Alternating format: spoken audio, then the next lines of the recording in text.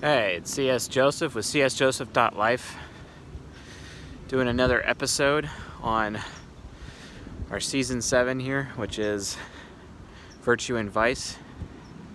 Thank you for joining us if you're on the podcast or on the YouTube channel. Trying to make it a lot easier for everybody just so that we can keep track of where we are with these. Had a few requests come in, so I said, yeah, why not? I try to be as informal as possible with these, mostly because it's important to me that I'm real, real with everyone. As much as it is a show, I'm not trying to put on a show necessarily, because I'm more focused on content and facts. So, anyway, enough of that. Virtue and Vice. So, we've been talking about the see it through types recently. We did ISTJ and then we did ISTP. Tonight's type that we're going to be discussing is the INTJ, also known as the strategist. Wow, it is really windy. It's kind of nice, but loud. Anyway, the INTJ. See it through, direct, responding, movement. Intellectual, meaning that it's an intuitive thinker. Now, a little comment about intellectual. So, what I define as an intellectual is intuitive thinker, right? Future thinker. Has nothing to do with, that person's an intellectual who is an academic. An academic intellectual, of course, could be an INFJ who's got very strong TI child and they do a lot of research, right? For whatever their field is. Or an ISTJ who, walking Library of Alexandria, reads a lot of books, gathers and commits to memory a lot of reference points, a lot of reference material, walking encyclopedias. Does that make them any less an intellectual than the NT types? No. But it's within which context are we talking about? Are we talking about the context of the temperaments? Or are we talking the context in terms of academia, right? Academic intellectuals, not the same thing as intellectuals from the point of view of temperaments, right? Because intellectuals from the point of view of temperaments is just NTs, intuitive thinkers, right? So, anyway, back to Virtue and Vice again. So, what is the Virtue and Vice of the INTJ, also known as the strategist? Well, it took me a while to pinpoint this one, but after having relationships, intimate relationships with INTJs, and just having them as friends because their highest compatibility with my type, the ENTP, there have been a few things that have triggered me about INTJs. They all seem to do.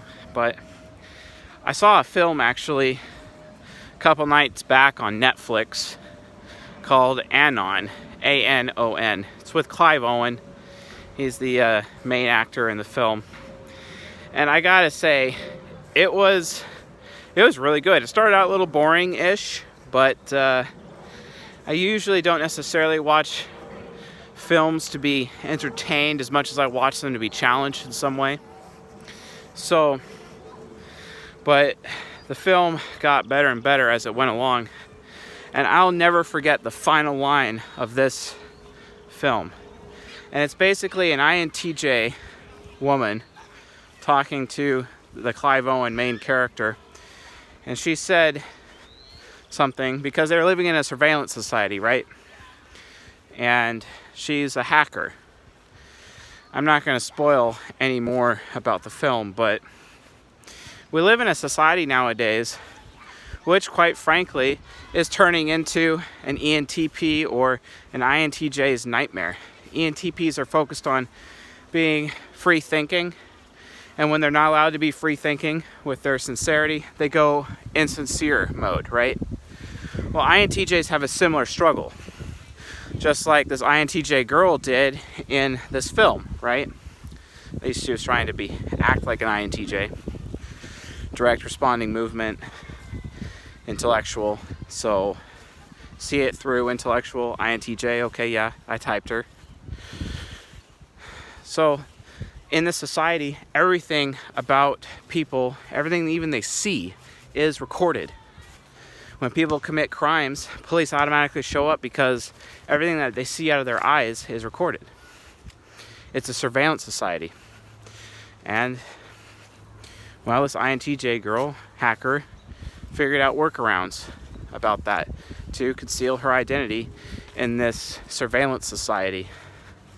Surveillance society from hell. See, this is what happens when people allow the state to become more sovereign than the individual. Not something I recommend.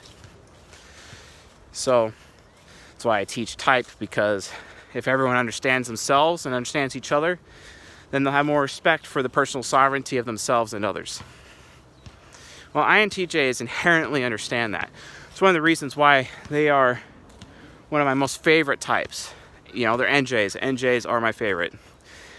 As much as people are giving me a lot of crap these days about whether or not I like INFJs or not, because apparently I'm overly critical towards INFJs, I have to say they are one of my most favorite types. I love NJs. They are fantastic. It's important to me to point out the good and the bad. And, well, yeah, I've experienced a lot of bad. But sometimes it's important to put things into perspective. I don't care if it looks like I'm biased. Hell, I'll even admit I'm biased. I don't care. I care about the facts. There's nothing wrong with me sharing my experience, right? Or is there? Anyway, let's get back to that film. So in the very end of Anon, the INTJ girl said to the detective, Clive Owen's character, something very important, which absolutely demonstrates perfectly what the virtue and vice of the INTJ is. And she said, quote, "It's not that I have nothing to hide. It's that I have nothing I want you to see." End quote. So what does that mean? What that means is that we live in a society even today where everyone's like, well, I get to invade your privacy, right? It's like when you're in a relationship with somebody, and just because you're in a relationship with them, all of a sudden you expect or they expect to be able to read your phone, or you read their phone, right? Kind of like to check if they're cheating, right? That's an invasion of privacy, guys. Like, I don't care what relationship you're in. It is wrong to read your partner's phone. I don't care. You know, I've had to offer many of the women in my relationships to read my phone to prove my innocence, right? You know, because as an ENTP, I look like I'm evil. You know, I have the appearance of evil, even though I'm really not. But just because I have the appearance of evil does not mean I'm actually doing evil. But it's easy for ENTPs to be accused in that way, right? Same thing goes with INTJs. They have that problem as well. INTJs on the outside look like they're edgy, right? It's because they're not aware of how other people feel, right? So this virtue and vice ends up forming as a result. So we live in a society where our privacy is being inhibited on a regular basis. ENTPs are aware of that, sure, in the way I've just described, but INTJs are, quite frankly, even more painfully aware of it than ENTPs. And they just allow, and, you know, because of that, everyone has the idea that if you have nothing to hide, well, that must mean that, it's okay. It's okay for me to invade your privacy if you have nothing to hide, right? Yeah, no, that's bullshit. INTJs have a different point of view. It's more like they have nothing they want you to see. And that is the foundation behind their virtue and their vice, which is their virtue. Their virtue is trust, and their vice is paranoia. Who can blame them? So, trust versus paranoia. Have you ever met a young INTJ who's somewhat mature, hasn't really, maybe not even graduated high school, learned how to drive yet? they're very impressionable. In fact, they're extremely trusting. I gotta say, even some of the mature ones, INTJs that I've met, they are the most trusting people I have ever met, to the point where they are at risk of being gullible. Being gullible is something INTJs have a huge struggle with living down at some point in time, to the point where it can be a serious problem. They can be taken advantage of, taken for a ride, right? Shanghaied. It's because INTJs are aware that if they don't have their guard up, they will be like lambs led to the slaughter because of how trusting they are. And they learn very soon, in early age, to not let their guard down because they've been taken advantage of consistently. They're so trusting other people. And their innocent inner FI child, their little moral child, feels so good about being open with people and trusting them and giving them a chance, where they live their life to a point where it's like they'll give trust to somebody without that person earning that trust, right? Like, okay, yeah, I'll trust you until you screw me, and then you'll never get that trust back again. The mature INTJs figure out that trust has to be earned, right? They figure out real quick that they have to develop, like they have a need, like everyone else, to have relationships with people. To meet that need, there has to be some kind of trust built in order for that relationship to happen. Because of the risk of being gullible and taken advantage of, INTJs realize that they have to, how should I put it? They have to just default not trust anybody until that trust is earned, right? That protects them from being gullible. That protects them from being taken for a ride, which is a consistent problem, a consistent risk. A lot of people don't realize that about them. It's usually because they're so guarded, they're so protective with their trust that you'd almost never be able to tell that that was an issue to begin with, right? Well, that's their virtue. And they're so insanely trusting, almost innocently trusting of others, right? And that's great until you take advantage of it. Mature INTJs are the ones that realize that trust should not just be given out to anybody. That trust, every single person that comes in their life, even members of their own family, that trust has to be earned, right? Now, of course, INFJs watching this video right now are like, well, that's me too, man. I do the same thing. Yes, you do. Yes, you do. And I'm not discounting that, INFJs. I'm not. It's just not your primary virtue and vice. You have a different one that's primary. This is more of a secondary, maybe even a tertiary. Yes, INFJs, you do struggle in, the trust versus paranoia area, but it's not your primary. It is the primary for INTJs, though. It is a struggle that they have. So let's talk about paranoia. We talked about trust a little bit. Let's talk about paranoia. Paranoia is a little bit different. Paranoia, the INTJ, it's when they've been screwed over so much by people, in their relationships, that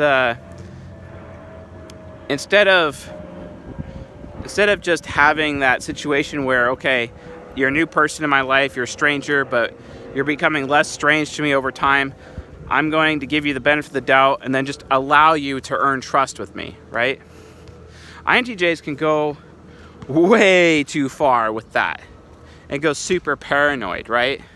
Where any little inkling that lends them to the possibility where they believe that you might be cheating on them, right? Or you might betray them, they will jump to the conclusion and assume that you have betrayed them, that you have betrayed their trust, that you're sleeping with somebody else, that you are disloyal to them, right? Loyalty. They take loyalty very seriously with their SE inferior. SE inferior needs loyalty, just like INFJs need it too, don't worry. But they seriously need it. Loyalty is everything to the INTJ. Of course, a lot of people watching this would disagree with me, but be patient. Watch yourself. Be introspective in your life, and you'll notice how important it is to you, especially as you gain in years. You'll realize that in the end, I'm right. INTJ paranoia is a problem, and quite frankly, NJs all struggle with paranoia in some capacity, but none so badly as the INTJ. The INTJ is the worst. Because they could take any little thing, especially if they've been damaged in the past. They will do that to justify with their SI demon, their ISFJ parasite demon side of their mind. Justice. They will elect themselves judge, jury, and executioner. You know, let's say they saw a text pop up on your phone that was like from, and you're with an INTJ woman, and she saw another a text from a woman, and it kind of wasn't exactly racy, but it was kind of like odd, a little odd. And then all of a sudden, like, she also thinks that you may not have been exactly honest with her recently, or you're a little wishy-washy about something because you went out and you weren't being upfront about what you were doing, when in reality you were getting her birthday present, right? And you weren't going to tell her about that. It's supposed to be a surprise. But she's linking those two things together, that weird text plus the fact that you were gone for that amount of time and you weren't exactly telling her all the details about that. And now she's basically jumped to the conclusion that you're cheating on her. And then she elects herself judge, jury, and executioner, and then starts making decisions about the fact that she believes that you're cheating on her with her paranoia, right? And then she sells you downriver. And then all of a sudden you come back and you're like, what the hell?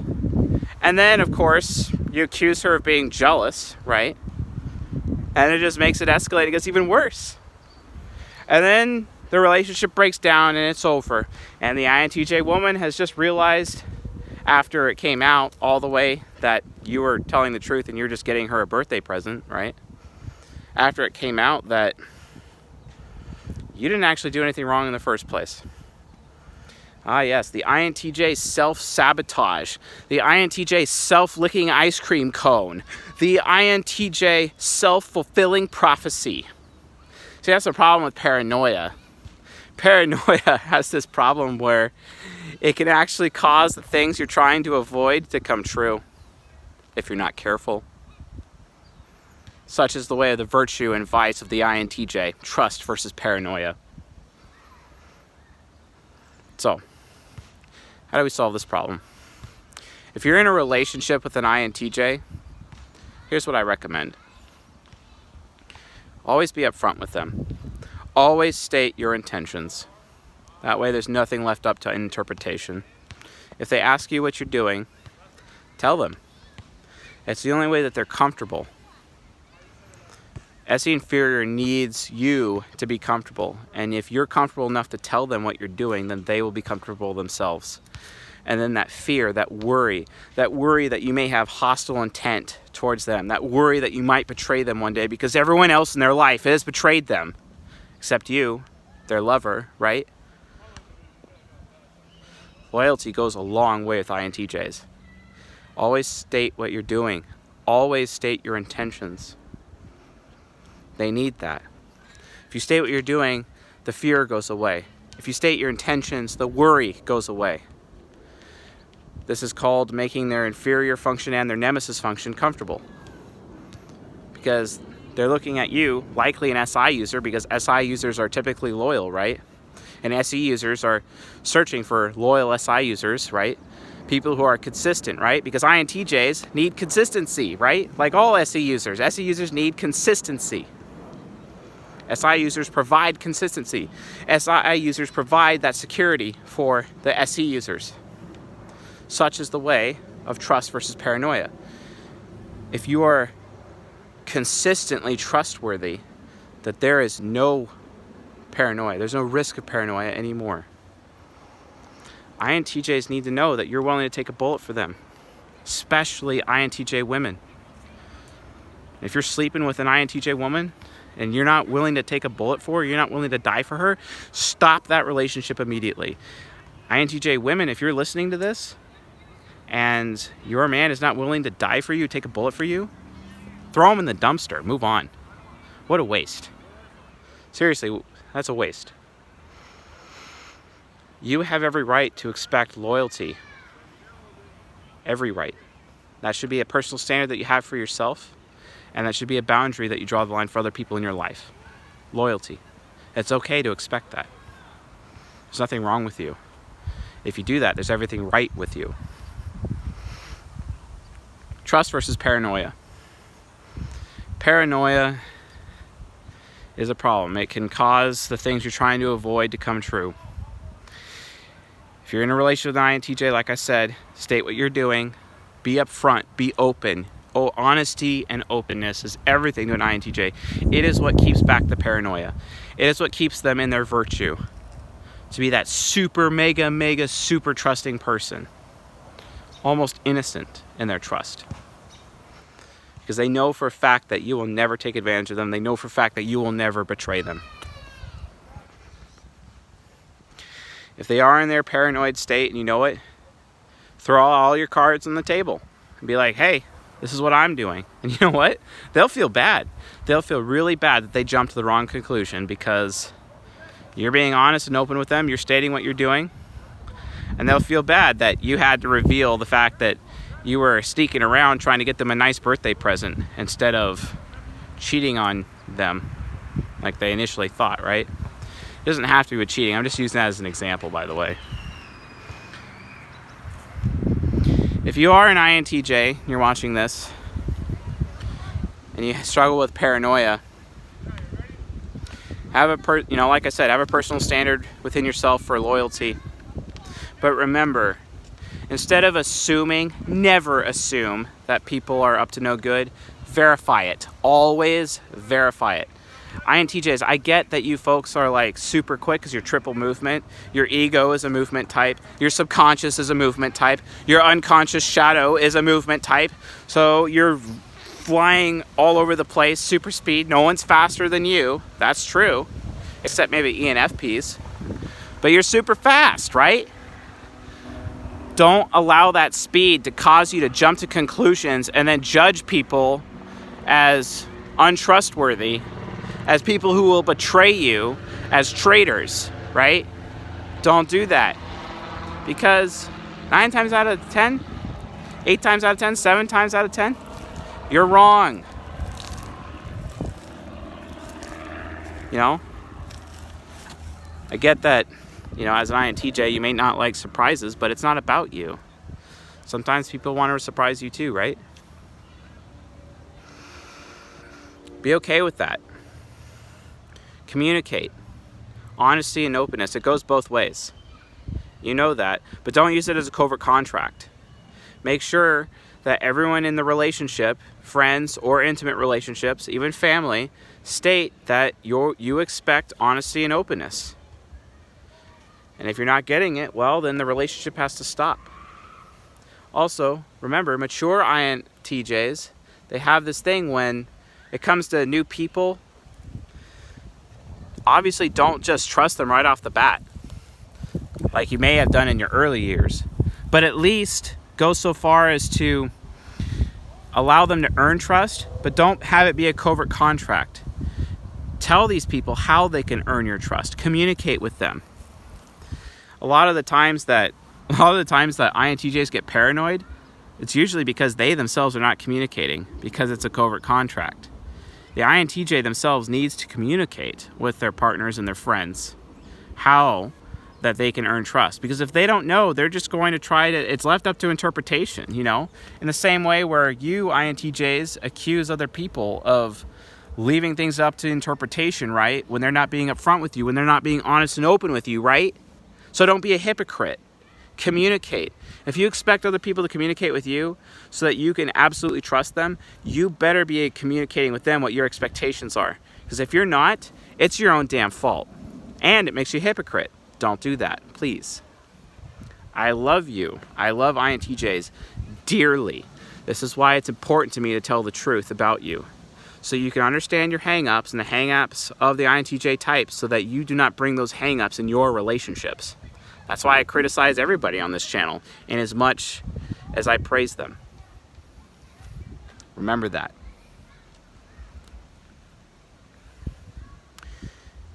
Anyway, that is everything I got so far on Trust versus Paranoia, the virtue and vice of the INTJ. If you found this lecture helpful, insightful, educational, please subscribe to the YouTube channel or on the podcast. And if you have any questions about INTJs or their virtue and vice, leave it in the comments section. The next video we're going to be doing is the INFJ. Of course, the INJs are the most highly asked for types. It's probably because, if you ask me, the bullshit MBTI test that we have on the internet, I'm sure the majority of people test as INFJ or INTJ, let's be honest. I know I did when I first took the test, right? Mistypes are ridiculous. Not good.